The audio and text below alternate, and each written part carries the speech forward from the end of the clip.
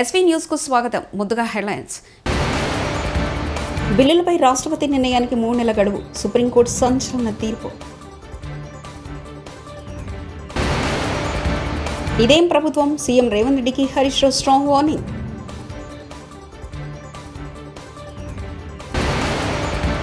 కూటమి సర్కారు పాలనలో విద్యా వ్యవస్థ పూర్తిగా కుంటుపడిందని మెరుగు నాగార్జున మండిపడ్డారు. బీజేపీపై కుట్రలు. Purandeswari shocking comments. రాష్ట్ర గవర్నర్ పంపే బిల్లులపై రాష్ట్రపతికి నిర్దిష్ట టైంలను విధిస్తూ సుప్రీంకోర్టు సంచలన తీర్పునిచ్చింది. గవర్నర్ పంపే బిల్లులపై రాష్ట్రపతి 3 నెలల్లోగా నిర్ణయం తీసుకోవాల్సిందేనని అత్యున్నత న్యాయస్థానం స్పష్టం చేసింది. తమిళనాడుకు అసెంబ్లీ ఆమోదించిన 10 బిల్లులను రాష్ట్ర గవర్నర్ ఆర్ఎన్ రవి ఆపి ఉంచడంపై 4 రోజుల క్రితం సుప్రీంకోర్టు ఆగ్రహం వ్యక్తం చేసింది. ఇది రాజ్యాంగ విరుద్ధమని పేర్కొంటూ ఆ బిల్లులకు క్లియరెన్స్ ఇచ్చింది. ఏదైనా బిల్లులు రాష్ట్రపతి ఆమోదం కోసం నిలిపి ఉంచాల్సి వస్తే గవర్నర్ తీసుకోవాల్సిన అత్యధిక గడువు 1 నెల రోజులు మాత్రమేనని తీర్పిచ్చింది. 415 పేజీలతో కూడిన పూర్తి తీర్పును శుక్రవారం రాత్రి 10:54 సుప్రీంకోర్టు వెబ్సైట్లో ఉంచారు. ఏపీలోని మున్సిపల్ కమిషనర్లో ఇవాళ మంత్రి నారాయణ టెలికాన్ఫరెన్స్ నిర్వహించారు. మున్సిపల్ శాఖ ముఖ్య కార్యదర్శి Suresh Kumar, regional director, municipal కమిషనర్లు ఈ సమావేశానికి హాజరయ్యారు. ఈ సందర్భంగా మంత్రి నారాయణ మీడియాతో మాట్లాడారు. మున్సిపల్ కమిషనర్లు ఉదయం 6 గంటల నుంచే ఖచ్చితంగా క్షేత్రస్థాయి పర్యటన చేయాలని ఆదేశించారు. పారిశుద్ధ్యం, త్రాగునీటిపై ప్రత్యేక దృష్టి సారించాలని మంత్రి నారాయణ అన్నారు. రాష్ట్రంలో ఉన్న 2 ఢిల్లీ పార్టీలు దొందే. ఒకటేమో ఢిల్లీకి సంచులు మోసే పార్టీ, ఇంకోటి ఢిల్లీ వాళ్ళ చెప్పులు మోసే పార్టీ. ఈ 2 పార్టీల వల్ల తెలంగాణకు అన్యాయం జరుగుతుందంటూ కేటీఆర్ వ్యాఖ్యానించారు. ఒకటేమో సంచులు మోసే పార్టీ, ఇంకోటేమో చెప్పులు మోసే పార్టీ. ఢిల్లీ వాళ్ళ చెప్పులు మోసే పార్టీకి, ఢిల్లీకి సంచులు మోసే పార్టీలు 2 ఉన్నాయి. ఈ 2 పార్టీల వల్ల తెలంగాణకు జరుగుతున్నది అన్యాయమే, దొందే. ఇద్దరు కూడా దుర్మార్గులే, ఇద్దరు కూడా తెలంగాణకు ద్రోహం చేస్తున్న వాళ్ళే. నిన్నగాక మొన్న హైదరాబాద్ సెంట్రల్ యూనివర్సిటీలో 400 ఎకరాల భూమిని, అటవీ భూమిని ఇవాళ బ్యాంకులకు కుదబెట్టి పైసలు తెచ్చినామని చెప్పి నిన్న పిసిసి ప్రెసిడెంట్ మహేష్ గౌడ్ గారు చెప్తున్నారు. కానీ మళ్ళీ ఇంకా కూడా స్వయంగా పిసిసి అధ్యక్షుడే చెప్తుంటే కుదబెట్టినామని ఏం లేదని చెప్పి ఇంకో మంత్రి గారు మాట్లాడుతూ ఉన్నాడు. ఫస్ట్ కాంగ్రెస్ వాళ్ళు కూర్చోండి ఒక కాడ, కుదబెట్టినరా, అమ్మినరా, లేకపోతే మొత్తం దోసుకున్నారా, ప్లాట్లు కొట్టి మొత్తం లోపలనే కొట్టేసినరా, ఇది ఏందో కానీ మీరు మాట్లాడుకొని స్పష్టంగా బయటికి రండి, ఏం చెప్పదలుచుకున్నారు. మేము స్పష్టంగా ఆరోపిస్తా ఉన్నాం. మొన్న జరిగింది సెంట్రల్ యూనివర్సిటీ భూముల్లో కంచెగచ్చిబౌలిలో భారతదేశంలోనే అతిపెద్ద ఫ్రాడ్. తిరుమల శ్రీవారిని నటుడు శ్రీకాంత్ తనయుడు సినీ హీరో రోషన్ దర్శించుకున్నారు. శనివారం వీఐపీ ప్రారంభ విరామ దర్శన సమయంలో ఆయన స్వామివారి సేవలో పాల్గొన్నారు. దర్శనానంతరం రంగనాయకుల మండపంలో రోషన్ కు పండితులు ఆశీర్వచనం చేసి స్వామివారి తీర్థప్రసాదాలు అందజేశారు. ఈసారి జనవరి రావాల్సింది కుదరలా, ఇప్పుడు వచ్చాను. చాలా సంతోషంగా ఉంది. అంతా చాలా బాగా జరిగింది. అండ్ ఇవాళ హనుమాన్ జయంతి, నెక్స్ట్ ఛాంపియన్ అండి. అనౌన్స్మెంట్ కూడా ఒకటి వచ్చింది కదా, March 13th రోజు ఒక అనౌన్స్మెంట్ వచ్చింది. సో 50% షూట్ కంప్లీట్ అయింది, ఇంకో 50% ఉంది. త్వరలో అప్డేట్స్ చేయండి. ప్రైవేట్ సెక్టర్లోనూ రిజర్వేషన్లు రావాలి, అప్పుడే బడుగు బలహీన వర్గాలు బాగుపడతాయి. కాంగ్రెస్ సీనియర్ నేత వి హనుమంతరావు. సామాజికంగా, ఆర్థికంగా బడుగు బలహీన వర్గాలు పైకి వస్తారనేది నా ఉద్దేశం.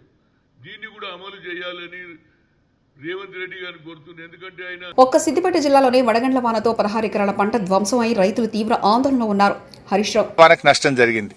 గత వారం వడగళ్ల వాన పడి గత వారం దాదాపు 3-4 వేల ఎకరాలు పోయింది. ఈ వారం 12,000 ఎకరాలు పోయింది. అంటే 2 కలిపితే 16,000 ఎకరాలు ఒక్క సిద్దిపేట జిల్లాలో నష్టం జరిగింది. అంటే 6 కాలం కష్టపడి పెట్టుబడి అంతా పెట్టి చెమట చుక్కలు పడిచి బుక్క నోట్లకు పోయే సమయానికి పంట ఇక రేపో మాపో కోస్తమానంగా ఈ రాళ్లు పడి చాలా నష్టం జరిగింది. పాపం రైతులు చాలా దుఃఖంలో ఉన్నారు. టీడీపీ తోడేళ్లు, జనసేన గుంట నక్కలు సోషల్ మీడియాలో మహిళలపై దారుణంగా ట్రోల్ చేస్తున్నారని, ఈ నక్కలు తోడేళ్లను పెంచి పోషిస్తుంది టీడీపీని అంటూ వైఎస్ఆర్సీపీ అధికార ప్రతినిధి శ్యామల మండిపడ్డారు. శుక్రవారం ఆమె ఆ పార్టీ కేంద్ర కార్యాలయంలో మీడియా సమావేశంలో మాట్లాడుతూ వైఎస్ జగన్ ఫ్యామిలీతో సహా అందరిపై ఇష్టారాజ్యంగా ట్రోల్స్ చేస్తున్నారని ధ్వజమెత్తారు. బరి తెగించి పోస్టులు పెడుతున్న వారిపై ఎందుకు కేసులు పెట్టడం లేదంటూ ఆమె ప్రశ్నించారు. మీరు పెట్టరు, ఎందుకంటే వాళ్ళని పెంచి పోషిస్తున్నది మీరే కాబట్టి. పెంచి పోషిస్తున్నది టీడీపీ పార్టీ, జనసేన పార్టీయే కాబట్టి వాళ్ళ మీద ఎలాంటి కేసులు ఉండవు. అంటే మీరే పోస్టులు పెడతారు, మీరే బాధ పెడతారు. ఎవరినో ఒకరిని అరెస్ట్ చేసినట్టుగా చూపించి ఇదిగో మాకు మహిళల పట్ల ఇంత గౌరవం ఉంది, అసలు మహిళల్ని ఎవరు ఒక్క మాట అన్నా, అది మా పార్టీ వాళ్ళైనా సరే మేము ఊరుకోము, మేమంత ప్రేమిస్తాం మహిళల్ని అంటూ మళ్ళీ పింకాలు పలుకుతారు. అసలు మీ మోడస్ ఆపరెండియే ఇది. This is how you work, your social media works. అరే మీకు నిజంగా అంత చిత్తశుద్ధి ఉంటే రాష్ట్ర వ్యాప్తంగా ఉన్న వందలాది మంది సోషల్ మీడియా సైకోలపై ఎక్కడా కేసులు పెట్టలేదు ఎందుకని మేము అడుగుతున్నాం. రాష్ట్ర వ్యాప్తంగా ఇప్పటి వరకు మీ సోషల్ మీడియా తోడేళ్లు చేసిన అరాచకాలు, దారుణాల మీద కొన్ని వందల కంప్లైంట్లు మేము ఇచ్చాం. దానిలో ఒక్కటన్నా మీరు చదివారా? కనీసం ఒక్కళ్ళన్నా మీరు అరెస్ట్ చేశారా? వాళ్ళని మీరు అరెస్ట్ చేయరు, ఎందుకంటే మిమ్మల్ని జాకీలేసి లేపాల్సింది వాళ్లే కదా, అందుకని వాళ్ళని మీరు అరెస్ట్ చేయరు. నిన్న కూడా ఆ కిరణ్ అనే వ్యక్తిని మీరు ఎప్పుడు అరెస్ట్ చేశారు? మా ఫ్యాన్ గాలి తట్టుకోలేక ఆయన చేసిన తప్పు తెలుసుకుని నన్ను క్షమించండి బాబు అని క్షమాపణ అడిగిన తర్వాత ఇప్పుడు అరెస్ట్ చేయకపోతే బాగోదు కాబట్టి, ఆ మచ్చ మీ పార్టీపై ఉంటుంది కాబట్టి ఇక తప్పదు అన్నట్టు మీరు వాళ్ళని అరెస్ట్ చేశారు. నిజంగా మీకంత చిత్తశుద్ధి ఉంటే వందలాది మంది టీడీపీ యాక్టివిస్టులు అరాచక పోస్టులు పెడుతున్నారు కదా, వాళ్ళందరినీ అరెస్ట్ చేయండి, కేసులు పెట్టండి. ఒక ముసుగు మాత్రమే నిన్న జరిగిన అరెస్ట్ కూడా. కూటమి సర్కారు పాలనలో విద్యా వ్యవస్థ పూర్తిగా కుంటుపడిందని వైఎస్ఆర్సీపీ నేత మాజీ మంత్రి మెరుగు నాగార్జున మండిపడ్డారు. కూటమి సర్కారు పాలనలో విద్యా వ్యవస్థ పూర్తిగా కుంటుపడిందని వైఎస్ఆర్సీపీ నేత మాజీ మంత్రి మెరుగు నాగార్జున మండిపడ్డారు. శనివారం ఆయన తాడేపల్లిలోని ఆ పార్టీ కేంద్ర కార్యాలయంలో మీడియా సమావేశంలో మాట్లాడుతూ వైఎస్ జగన్ హయాంలో పేదలంతా సంతోషంగా చదవగలిగారని, నేడు ఫీజులు కూడా చెల్లించలేని పరిస్థితి కూటమి ప్రభుత్వం తెచ్చిందని మండిపడ్డారు.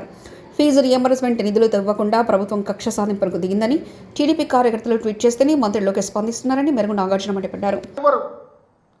రిజల్ట్ ఉండదు, అప్పుడు వారు పైకి వెళ్ళడానికి ఆస్కారం ఉండదు, ఉన్నత చదువులకు వెళ్ళడానికి ఆస్కారం ఉండదు. ఎందుకు నిమ్మకు నీరెత్తినట్టు ఉన్నారో చెప్పాలని మరి విద్యామంత్రి గారిని, ఆంధ్ర రాష్ట్ర విద్యామంత్రి గారిని అడుగుతా ఉన్నాం. ఒక ప్రక్క విద్యార్థి అన్యాయం చేస్తూ మరొక ప్రక్క తండ్రి గారు కుమారుడు కపట నాటకాలు ఆడుతూ ఉన్నారు. మీకు సిద్ధశుద్ధి ఉంటే ఎప్పటికైనా 11 లక్షల మందికి ఫీజు రియంబర్స్మెంట్ తక్షణమే విడుదల చేయమని చెప్పి డిమాండ్ చేస్తా ఉన్నా. ఈ మధ్య చూసాం పెద్ద బూటకం ఏంటంటే, లోకేష్ గారు తన ట్విట్టర్లో ఒక ట్వీట్ చేశారు. కంసుడు మామ మోసం చేస్తే చంద్రబాబు నాయుడు గారు విద్యార్థులకు సహాయం చేస్తున్నాడు. ఆ కంసుడు మామ ఎవరయ్యా? ఈ రాష్ట్రంలో జగన్మోహన్ రెడ్డి గారు విద్యా వ్యాప్తి కోసం అంచెలంచెలుగా ఆయన మనోభావాలను ఈ రాష్ట్రంలో పేద పిల్లల యొక్క స్థితిగతులు మెరుగుపరచడానికి గొప్ప గొప్ప సంస్కరణలు తెస్తే ఆయన కంసుడు మామ విద్యార్థులకు మేలు చేసేవాళ్ళ చేస్తే 11 లక్షల మందికి ఫీజు రియంబర్స్మెంట్ విడుదల చేయమని డిమాండ్ చేస్తా ఉన్నా. నిజంగా త్రైమాసికానికి 700 కోట్లు అవసరమవుతుంది. టెన్షన్గా ఎప్పటికప్పుడు త్రైమాసికం వారీగా విడుదల చేసినటువంటి జగన్మోహన్ రెడ్డి గారి ప్రభుత్వం విమర్శించే నైతిక హక్కు మీకు ఎక్కడిదని అడుగుతా ఉన్నా. మీరున్నారు. ఇదిగోండి, జనవరి, మార్చి, మేలో త్రైమాసిక 700 కోట్లకి దరిదాపు 4 టెన్యూర్లకి 22,800 కోట్ల రూపాయలు మీరు విడుదల చేయాల్సి వస్తే 700 కోట్లు విడుదల చేశారని చెప్తున్నారు. 2,800 ఎక్కడా, 700 ఎక్కడా, ఎవరి ముక్కులో పెడతారు? అంబేద్కర్ రాజ్యాంగం మారుస్తారని మోదీ ప్రభుత్వంపై కాంగ్రెస్ నేతలు దుష్ప్రచారం చేశారని బీజేపీ ఏపీ అధ్యక్షుడు దగ్గుబాటి పురంధేశ్వరి తీవ్ర విమర్శలు గుప్పించారు. కాంగ్రెస్ హయాంలోనే రాజ్యాంగంలో ఎక్కువసార్లు సవరణలు జరిగాయని చెప్పారు. ముస్లింల ఓటు బ్యాంకును దృష్టిలో ఉంచుకుని స్వార్థంతో కాంగ్రెస్ నేతలు మోదీ ప్రభుత్వంపై దుష్ప్రచారం చేశారని ధ్వజమెత్తారు. బీజేపీ రాజ్యాంగంలో 22 సవరణలు చేసినా అది వివిధ వర్గాల అభ్యున్నతికి కృషి చేసినవేనని తెలిపారు. సామాజిక న్యాయం కోసం ఈ నిర్ణయాలను ప్రధానమంత్రి నరేంద్ర మోదీ తీసుకున్నారని చెప్పారు. విజయవాడలోని బీజేపీ కార్యాలయంలో ఇవాళ శనివారం అంబేద్కర్ జయంతి వేడుకలు నిర్వహించారు. ఈ కార్యక్రమంలో బీజేపీ జాతీయ ఉపాధ్యక్షులు డీకే అరుణ, బీజేపీ ఏపీ అధ్యక్షులు దగ్గుపాటి పురంధేశ్వరి, సోము వీరాజు, దయాకర్ రెడ్డి, గుడిసె దేవానంద్, విల్సన్ తదితరులు పాల్గొన్నారు. వారు రిజైన్ చేసే స్థాయికి తీసుకొచ్చినటువంటి సంఘటనలు ఇవన్నీ కూడా కార్యకర్తలతో చర్చించి ఏ విధంగా ప్రజల్లోకి తీసుకెళ్లాలి అనేటువంటి కార్యాచరణని సూచించుకోవడానికి కూడా మేమందరం కూడా సమావేశం అవటం జరిగింది. బాబాసాహెబ్ అంబేద్కర్ గారిని నిజంగా భారతీయ జనతా పార్టీ మాత్రమే గౌరవించింది. వారికి భారత రత్న ఇచ్చిన, పార్లమెంట్ లో వారి చిత్రపటాన్ని పెట్టిన, అదే విధంగా వారి జీవితంతో ముడిపడినటువంటి 5 ప్రాంతాలని కూడా పంచతీర్థులుగా అభివృద్ధి చేసిన, వారు ఉన్నటువంటి ఇల్లు 26 అలిపూర్ రోడ్ లో ఉన్నటువంటి గృహాన్ని దాన్ని అభివృద్ధి చేసిన, ఇదంతా కూడా భారతీయ జనతా పార్టీ చేసింది. కానీ 75 సంవత్సరాల స్వతంత్ర భారతదేశంలో 60-65 సంవత్సరాల అధికారంలో కాంగ్రెస్ పార్టీ ఏనాడు పట్టించుకోలేదు. అదే విధంగా రాజ్యాంగానికి ఏ విధంగా కాంగ్రెస్ పార్టీ తూట్లు పొడిచింది. వారు ఎన్నికల సందర్భంలో రాజ్యాంగాన్ని భారతీయ జనతా పార్టీ మార్చి వేస్తుందని చెప్పి వారు చెప్పారు. కానీ 106 సార్లు సవరణ జరిగితే దానిలో ఎక్కువ పర్యాయం కాంగ్రెస్ పార్టీ అధికారంలో సవరణలు జరిగాయి. ఆ సవరణలు కూడా వారి స్వలాభాన్ని వారి ఓటు బ్యాంక్ చేశారే గాని సామాజిక న్యాయంలో సమాజంలో ఉన్నటువంటి వారి సంక్షేమాన్ని లేకపోతే అభివృద్ధిని అందించడానికి వారు ఎప్పుడు కూడా చేయలేదు. 22 పర్యాయాలు నరేంద్ర మోడీ గారు రాజ్యాంగ సవరణ చేసిన ప్రతి ఒక్క సవరణ కూడా దేశంలో సామాజిక న్యాయం అందించాలి అనేటువంటి ఆలోచన దృక్పథం. దానిలో భాగంగానే చట్టబద్ధత కల్పించడం కావచ్చు, నారీ శక్తి అధినియమని మహిళల చట్టసభలో 33% రిజర్వేషన్ మార్పు చేయటం కావచ్చు. ఈ రకంగా ప్రతి ఒక్క 22 సామాజిక న్యాయాన్ని భారతదేశ అభివృద్ధిని దృష్టి చేసినటువంటి సవరణని చెప్పి ప్రజలు గమనిస్తున్నారని చెప్పి మేము గట్టిగా విశ్వసిస్తున్నటువంటి విషయం. కనుక ఇవన్నీ కూడా ఇవాళ ఇక్కడ చర్చించుకుని ఏ విధంగా ప్రజలు నెల రోజుల క్రితం కాంగ్రెస్ కి చెందిన కర్ణాటకలోని ఉప ముఖ్యమంత్రి డీకే శివకుమార్ గారు వారు ఇచ్చినటువంటి స్టేట్మెంట్ పరిశీలించినట్లయితే ముస్లిం మైనారిటీ అదనంగా 4% హనుమాన్ చిన్న జయంతి సందర్భంగా హైదరాబాద్ గౌలీగూడలో శ్రీరామ మందిరం నుంచి వీర హనుమాన్ శోభయాత్ర ఘనంగా ప్రారంభమైంది. గౌలీగూడ నుంచి కోటి, నారాయణగూడ బైపాస్ మీదుగా సికింద్రాబాద్లోని థర్డ్ హనుమాన్ ఆలయం వరకు ఈ ర్యాలీ సాగుతుంది. భక్తులు భారీగా తరలివచ్చి పాల్గొన్నారు. 12 కిలోమీటర్ల యాత్రకు భారీగా పోలీస్ బందోబస్తు ఏర్పాటు చేశారు. సీసీ కెమెరాలు, డ్రోన్లతో అడుగడుగునా నిఘా ఏర్పాటు చేశారు.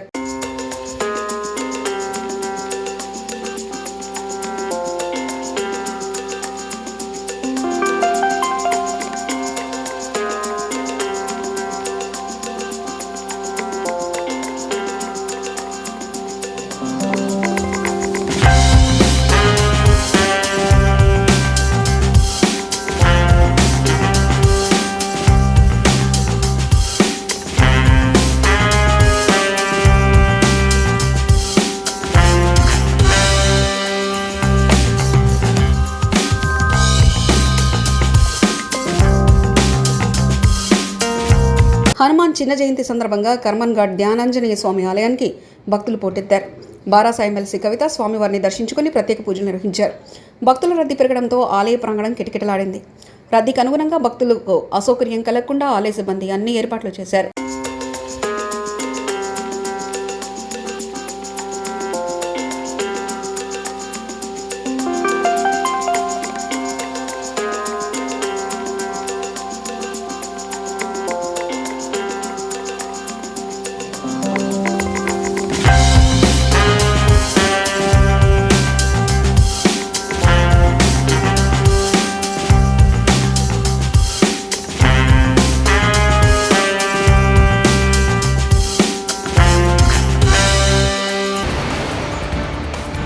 రాష్ట్రపతి నిర్ణయానికి 3 నెలల గడువు. సుప్రీంకోర్టు సంచలన తీర్పు.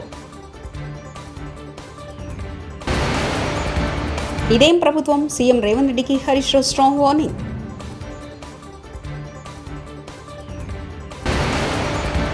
కూటమి సర్కారు పాలనలో విద్యా వ్యవస్థ పూర్తిగా కుంటుపడిందని మెరుగు నాగార్జున మండిపడ్డారు. బీజేపీపై కుట్రలు. Purandeswari shocking comments. ఇవి బులెటిన్ విశేషాలు. చూస్తూనే ఉండండి ఎస్వీ న్యూస్.